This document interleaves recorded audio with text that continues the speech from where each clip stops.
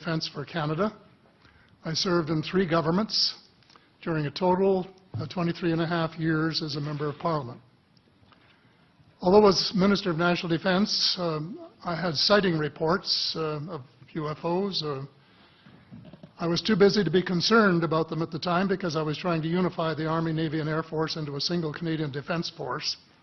And that itself was a kind of battle to the finish. So this was not high on my agenda. But about 10 years ago, I started getting interested due to a young man from Ottawa sending me material on the subject. I told him I was too busy to read it, but he had confidence that someday I would. He sent me a copy of Colonel Corso's book, The Day After Roswell. It took me a while to get around to reading it, but I took it for my summer reading in 2005 and was really impressed with what was contained in it. And what I thought to myself is there are huge issues here, huge issues.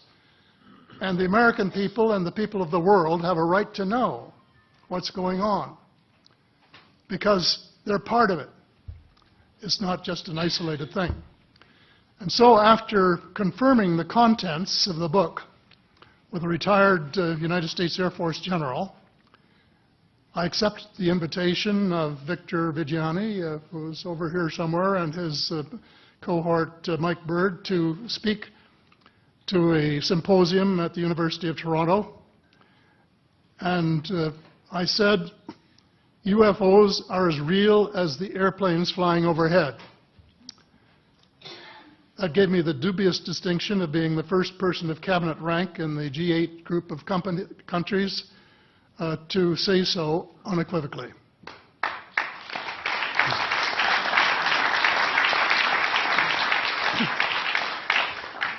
Since then, I've learned a lot from many sources, including a number of the fantastic witnesses that we have heard these last 4 days. They were so outstanding, I was just really blown away with them, the amount of information that was available. And I appreciate every single one of them. But because I'm not a ufologist, I'm a politician, there are only a few things that I want to add in that particular realm. First is that about in the 1960s sometime, there was a flotilla of UFOs headed south that crossed into NATO territory in Europe. And the Commander-in-Chief of the Supreme Allied Headquarters in Europe was naturally very shaken. Fortunately, or maybe divine providence, before the panic button was pushed, the flotilla turned around and headed back north. Obviously, they had thought maybe they were Russian, and they were very concerned about it. Anyway, an investigation was launched into this whole subject, and a document was prepared which concluded that at least 4 species had been visiting Earth for thousands of years. And this is my own view at this stage as well. So, except for that, there are just a couple of things that we've talked about that I'd like to refer to. And one was that we were referring to them as they until this morning when Linda Moulton Howe, I think she was the first one, actually named 3 different species. I have brought my latest book called Light at the End of the Tunnel, A Survival Plan for the Human Species, as an aide-memoire, and I name 5 different species here. I'm aware of more now. As a matter of fact, I saw a document just a few days ago that mentioned 20. And I think you, Mr. Chairman, were interested in some of the places they might come from.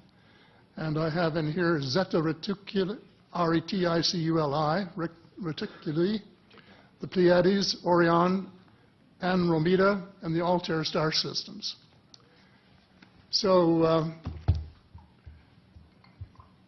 I don't think we can any more refer them to them as they because they're not an amorphous mass. They are different species and consequently may have different agendas. I don't think we can say that they all have the same agenda any more than we could say that the United States, China, and Russia had the same agenda. Our real interests may be very similar, but as of now, our perceived interests are still quite far apart. One more observation before I begin what I want to say, and that is that we spent quite a bit of time talking about the 66-year-old cadavers. And I was glad to have Linda this morning finally say that there are live ETs on Earth at this present time, and at least 2 of them probably working with the United States government. The other species that I learned about not too long ago was called the tall whites. And this is when Paula Harris broke the story just a few years ago.